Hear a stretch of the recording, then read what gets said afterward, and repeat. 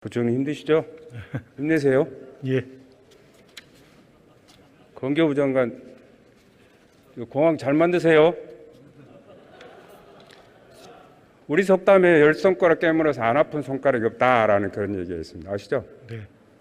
그런데 우리 농어민들은 과연 우리가 그 열 손가락 안에 들어가느냐를 저한테 묻습니다. 부총리 의견 어떠십니까?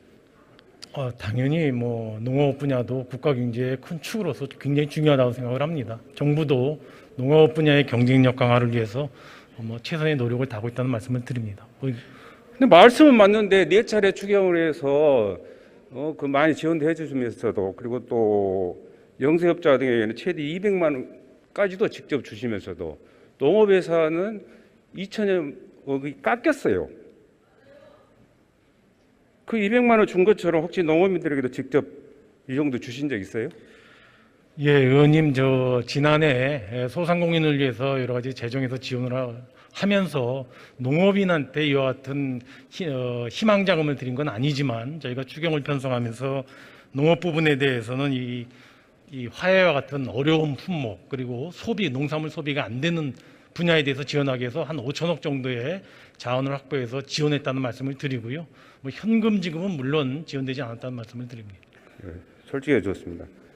그 연장선상에서 농어촌의 심각한 그 인력난이 지금 말이 아닙니다. 그런데 중소기업 등 인건비는 지원해 줬어요. 근데 왜 농어촌 안 해줬나? 이렇게 안 해줬다는 것에 대해서 인정을 했으니까 그 정도로 넘어가겠는데, 또다시 그 농업 직불금의 그 소농 직접 지불금이라는 법률 사항은 엄연한 명칭이 있습니다. 소농을 구분하고 있어요. 그런데 소상공인 자영업자들은 지원했어요. 근데 소농한테는 지원을 안 했다는 얘기입니다. 얘기 한번 해보세요. 예, 작년도에 정부가 2조 4천억 원의 돈을 지원하면서 공익 직불제를 대대적으로 이제 도입을 했는데요.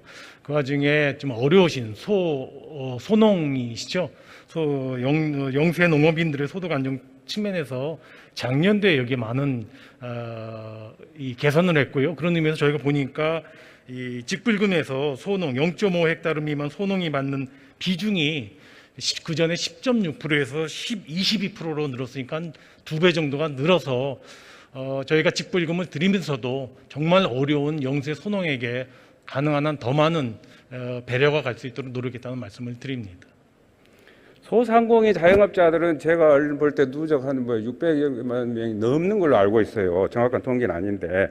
그런데 우리 그 농민, 어민, 이렇게 축산인, 임업인들은 다 합해봐야 250만이에요. 그 중에서 절반을 친다고 한들 125밖에 더 되냐 그 말이에요. 근데 이걸 안 줬잖아요. 잘못된 거 아니에요?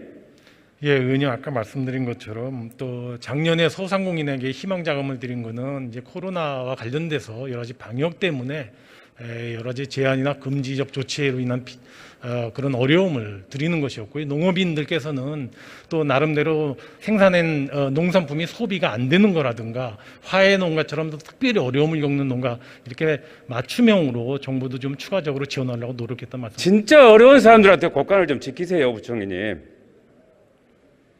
지난해 4월 그 부총리께서 내년 예산 편성 때 농업 분야를 더 집중적으로 지원하는 것에 역점을 두는 게 낫겠다라고 발언하셨습니다. 또 감액된 농업 예산을 추후에 재편성해달라고 본의원이 요청하니까 그렇게 하겠다라고 하셨습니다. 근데 왜 약속 안 지키셨어요? 의원님 약속을 지금 안 지키셨다고 지적의 말씀을 주셨는데요. 사실 제가 과거 5년간 농업 분야에 대한 예산 증가율이 비교적 상당히 정체돼 있었습니다. 그게 나름대로 그동안에 농어촌에 대한 지원이 많이 축적되어 있는 것도 있고, 또 지난해 특히 공익직불제가 들어가서 그러긴 한데요. 올해 예산은 저희가 5.3%를 늘렸습니다. 농업 예산이. 그래서 과거에 5년간 늘렸던 거에 2배 정도 늘렸는데요. 그거를 지금 의원님 말씀하신 대로 약속을 안 지켰다고 하면은 저희가 더 신경을 쓰겠습니다만은 예산을 금년도 예산 편성하면서 농어촌 분야에 대한 예산을 가능한 한 많이 배정하려고 최대한 저희는 노력했다는 말씀을 드립니다. 노력을 했는데 결과는 그렇게 안 됐잖아요. 3% 정도 무너졌지 않습니까? 이게 부총리가 직접 약속을 한 거예요. 속기로 다 나와 있는 얘기를 제가 확인하는 겁니다. 예, 그래서 안 됐죠? 못 했죠? 아까 말씀드린 것처럼 작년도에 2조 4천억 원의 공익직불제가 들어가서요. 작년도 농림 예산은 7.4%가 늘었습니다. 원래 이거 작년도 예산이 2020년이죠. 2020년 예산이 이렇게 늘었는데도 불구하고 올해 예산도 저희가 과거 5년째 2배를 늘리려고 해서 한 5.3%가 늘어났는데요. 저희가 농업 분야에서 요구하는 예산은 대부분 반영하려고 노력했다는 말씀을 드립니다. 노력은 인정합니다. 근데 결과가 없잖아요. 약속을 안 지킨 것도 문제지만 그 안 지킨 것에 대한 책임을 느끼지 않는 당국의 인식이 나는 더 큰 문제라고 생각합니다.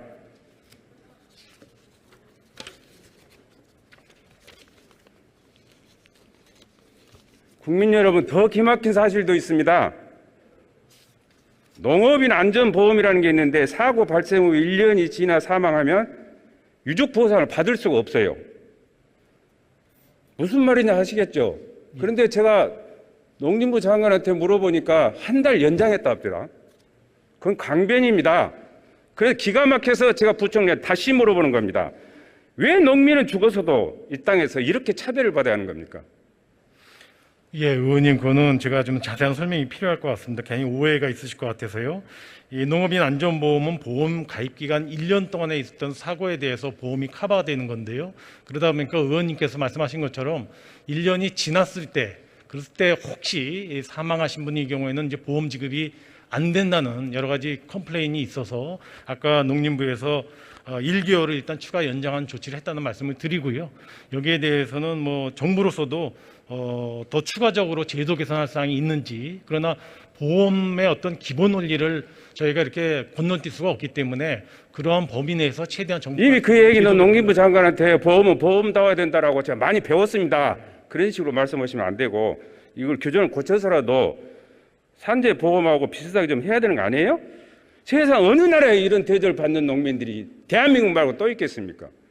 기막힐 일입니다, 이거.